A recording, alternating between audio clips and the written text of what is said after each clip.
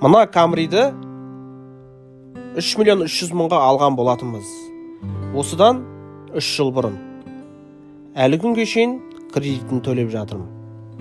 Айына 109.000 теңге, 110.000 теңге айына төлеймін.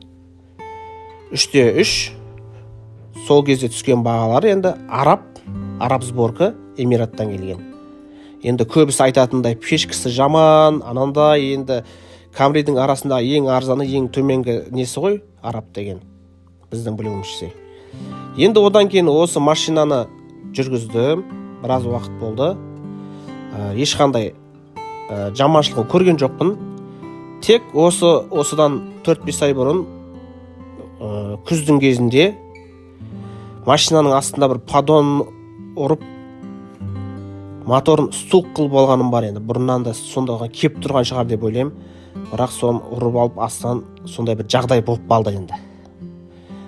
Енді ол моторды варианттар болды. Не істесем екен? Ақша да болмады, неше түрлі жағдай болды дегендей. Сөйтіп iPhone 12 бар еді, ұстап жүрген. Ол да рассрочкаға еді. Қазіргінде наличка алмаймыз ғой телефонда.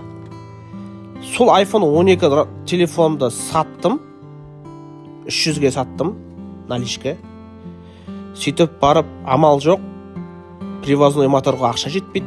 2/4 объем ғой енді ол. Сосын бардым да привозной моторды қарасам бір 700 сондай болып тұр екен. 600, 700, 800 сол аралықтарда. Сөйтіп жаңағы запчастарын алдым, ары бері сөйтіп братанға айттым.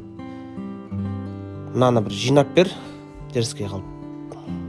Сөйтіп біздер жаңағыдай троса келіп үйге тартып мотордан да немен шығарып, қайттан жинап бәрін жасадық мотордың. Ауыстыратын ауыстырып. Қазір міне 2 айдай болды, мотор май жемейді, тартысы жақсы, Аллаға шүкір. Енді бұл айналғанда бір 150.000 теңгедей кетті запчасқа. Осыдан 4 ай бұрын, бұл сентябрьдің кезіндегі тема. Ал жинағанға мен сұрастырып көргенде 80.000 теңге деп айтқан еді. Енді өздеріңіз есептеп көріңдер, 150.000 теңге. Енді қазір күннен күнге қымбаттаған жағдайдың өзінде 200.000 теңге болатын шығар қазір. Жинауымен 100.000 теңге, 300.000 теңгеге айналады. Енді бұл жерде бір нәрсе бар. Бұны жасағанда істесе жақсы деген сұрақта. Кейбір менің естуім бойынша енді рисковать етіп бардым, өйткені менде одан артық ақша да болмады, машинаны жүргізу керек, жұмысқа бару керек, уақыт күтіп тұрмайды, рассрочканы төлеу керек, кредитті төлеу керек дегендей. Сөйтіп не істедім енді? Жасаттым, бәрі нормально, май жеп атқан жоқ, тартысы да жақсы. Сол ғана бір ауруы бар еді, мотордың не алып қалған жері. Одан енді бұл машинада минус жоқ. Минус аккумуляторда дегендей. Тулмаңкысын салып алдым. Негізі Toyota Camry жақсы машина. Көбісі айтады, мына Camry деген ескі болып кетті. Ескісіне ескі шығар, бірақ бұның құрдастары немістер енді вообще шаршап жатыр ғой уже. Passat, Audi дегендер болса, мысалы A6 дегендер. Осыдан кейін өздеріңіз ойлап шығара беріңіздер да, енді бұны айтып отқан себебім, кеше бір видеода көргендеріңіз бойынша көбісі әртүрлі нәрсені айтқан, жаңа машина алу керек, ескі машина алу керек, бір жағы солай қолдап жатыр. Енді жаңа машина ал, ескі машина ал, ең бірінші ол жағдайға қарайсың, қалтаңа қарайсың.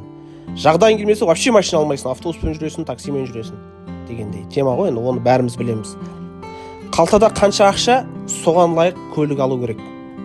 Қалтаңдағы ақша жаңаға сәйкес келсе, жаңасын алу керек.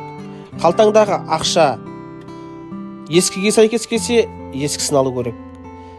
Toyota'ның моторы кетіп жатқан видео екен, моторы кетіп жатыр, моторы.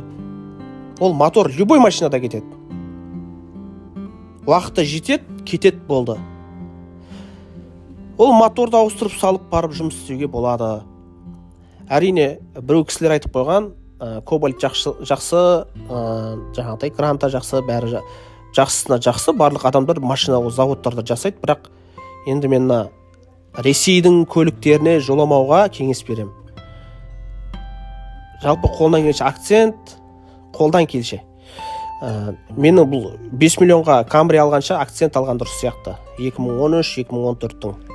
Чем 2005-тің Camry'ні алғаннан көрі. Консерві деген сөздерді негізі қоя салған дұрыс. Консерві дейтіндей машина соғыстырайын деп жатқан жоқсыңдар ғой деймін да, мысалы.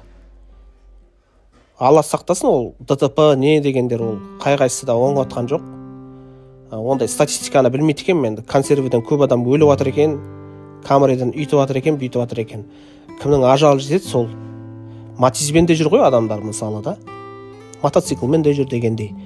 Бірақ машинаның жақсысы жолда қалдырмай сені, ол енді өзіңе байланысты. Қарап отырып ақша керек, барлығын қарап отыруың керексің.